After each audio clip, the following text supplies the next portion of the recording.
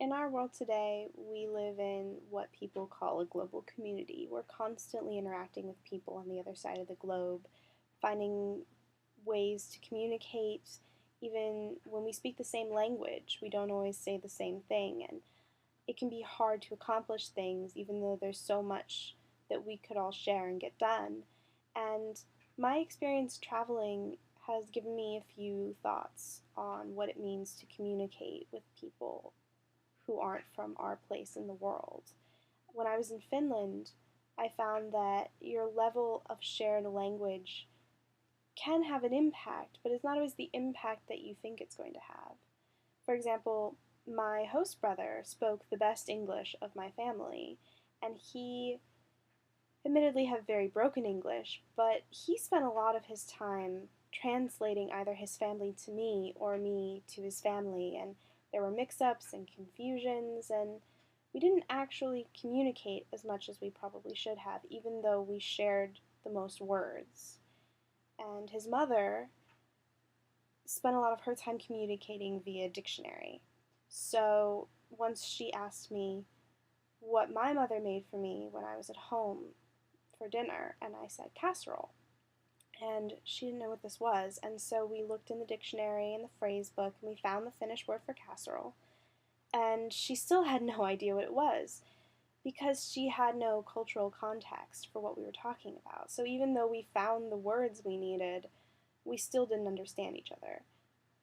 On the other hand, there was her husband Esa, and he could count his English words on his fingers. He knew virtually no English at all. But one thing that he did understand was cars. The Finns are absolutely obsessed with cars. They have a disproportionate number of rally drivers to their population. And I happen to be obsessed with cars as well. It's almost at this point what I would call a lifelong obsession. And I found stumbling across these magazines that he had, this huge collection of car magazines. And he walked in on his way home from work one day and saw me looking through them, and his eyes lit up like a kid at Christmas. And he couldn't communicate exactly with me at first.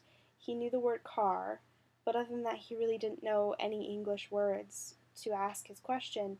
And so, through some broken attempts at English and some very bad attempts at Finnish and a lot of hand gestures, we were able to determine that, yes, I like cars and he loves cars. And he pointed out his dream car, which was a Ferrari Dino. And I found a picture of my dream car, which was the Lamborghini Miura. And the relationship sort of took off from there with really badly pronounced Italian. And he took me to a car show and bought me car magazines. And I cherish those car magazines more than any gift that anyone has ever given me or any souvenir that I've bought myself, because those magazines don't just mean Merry Christmas or this is a place I've been that I don't want to forget. Those magazines were the sum of our relationship, and he was the warmest, kindest man, and he didn't say very much to me because he couldn't, but he was incredibly kind. And I just think back to that all the time when people can't agree on things and can't get along, and I think that if people who were trying to solve the world's problems stepped back, thought a little bit less about semantics and diction and cultural confusion and translation, and thought a little bit more about what they're accomplishing, what they're trying to do, and what we all have in common, which is compassion and desire to make this world a better place, then I think we would get a little bit more done in those conversations, and that maybe we would understand each other a little bit better, and we would have a much happier, warmer, kinder global community.